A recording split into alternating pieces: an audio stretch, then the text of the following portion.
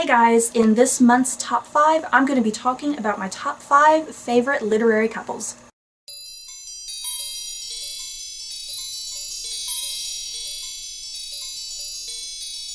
I'm really amused with how this month's top 5 kind of worked out because if you all haven't noticed, I film my top 5s for the second Friday of every month.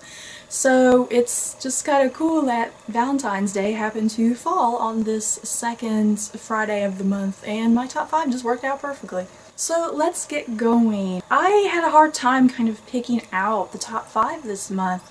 I don't really ship too many literary couples. I tend to ship movies and TV couples more often.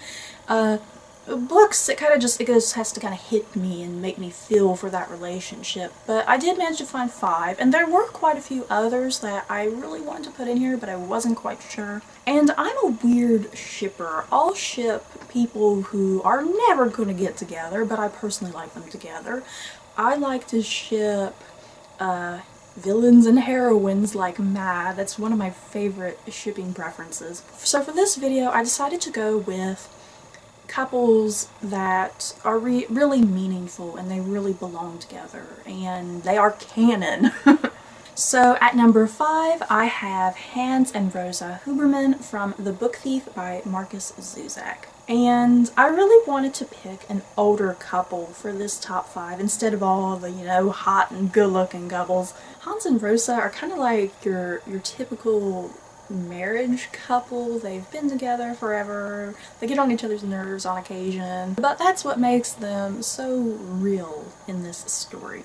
They're constantly arguing with each other, and Rosa is always calling him a jackass, or whatever that one German word is she's always called him. And I just like that they stick together through this entire book, right till the very bitter end. Because, everything that kind of happens in this book is kind of Hans's fault in some ways, and everything is brought to attention because of his actions. And I love that Rosa still sticks with him and supports his decisions. And I love that their relationship in this book isn't all lovey-dovey like probably these next couples I'm going to be sharing.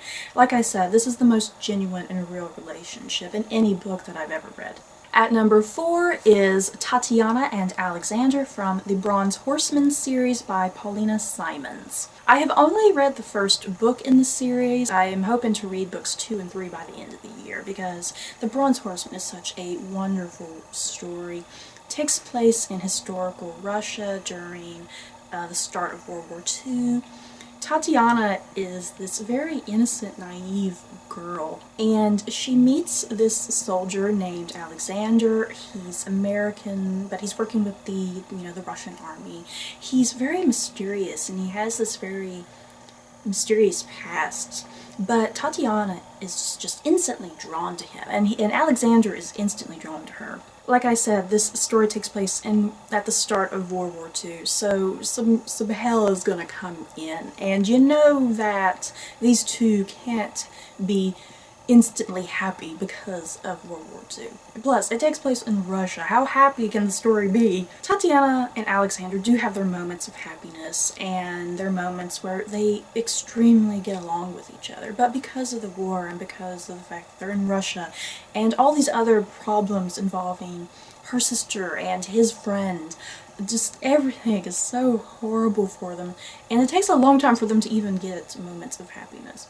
And then once they kind of get those moments of happiness, it's all just quickly taken away by the end of the book. This is probably the most steamiest and sexiest couple on my list today.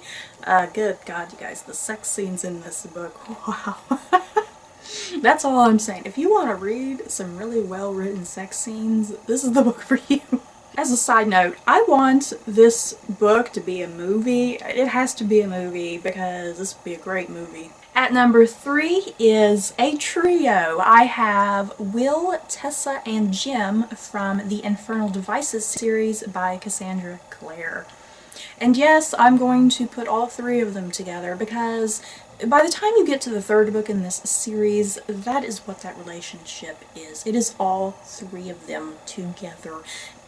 when you think about soulmates, a lot of people usually think about just two people. But in this series, soulmates becomes three people. And I just love that. It was just such a unique way to tell the love story with three people. And the thing is, all three people love each other. Will loves Tessa. Tessa loves Will. Tessa loves Jim. Jim loves Tessa. And then you have Jim and Will who love each other.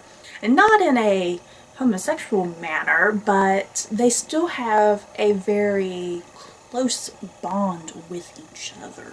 A lot of times YA romances just really get on my nerves and I just can't get into it, but this series really proved otherwise, and it's just brilliantly done and I love it. And I just love all the tension between Will, Tessa, and Jim. It's just tension from tension to tension, and you're constantly wondering who's going to end up with who. And by the time you get to the third book in this series, it's just very satisfying ultimately and kind of surprising. At number 2 is Ron and Hermione from the Harry Potter series. And of course, Ron and Hermione had to make this list somewhere. Ron and Hermione technically don't become a thing kind of until this last book. That's kind of why I'm holding this one up instead of like the Sorcerer's Stone or something, since that's the first in the series. What I love about Ron and Hermione is that over the course of the 7 books, you know, there's this constant bickering with each other, and you're still thinking, you know what, I want Ron and Hermione to get together by the end of the series, despite them constantly arguing with each other.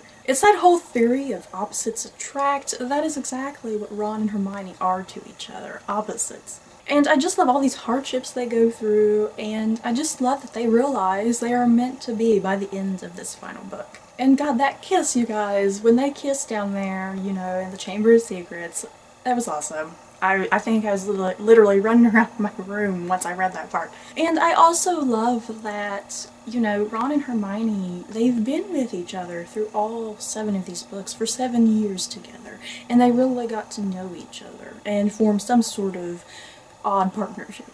And at number 1 obviously needs to be some sort of classic, and it is Jane and Rochester from Jane Eyre by Charlotte Bronte. Good God, Jane and Rochester, just so many feels from start to finish, because, you know, Rochester isn't Mr. Darcy. Mr. Rochester is kind of the anti-Mr. Darcy. But yet, Jane Eyre, oddly enough, falls in love with Mr. Rochester, and he falls in love with Jane. And they just have such a very unique and interesting relationship, because they both think they're unattractive people, but they're both attractive in each other's eyes. One of Rochester's flaws is the big secret that he's hiding, which I will not spoil here if you have not read Jane Eyre. And it's because of this secret that their relationship kind of falls to pieces, and they kind of need to learn to rediscover themselves and form kind of new identities in some ways before they can kind of go back to each other in the end. But yeah, Jane and Rochester, out of all of the classics that I've read, including Pride and Prejudice, I think Jane and Rochester are my ultimate favorite classic couple, and it's just hard to beat them. Like I said, I really love the flaws that these characters have, because it makes their relationship not perfect, and you really root for them from start to finish. So that's it for this month's top 5. In the comments below, I'd like to know what your favorite OTPs are. Who do you ship? Who are your favorite literary couples? Don't forget to like, comment, and subscribe, and I'll see you guys next time. Bye.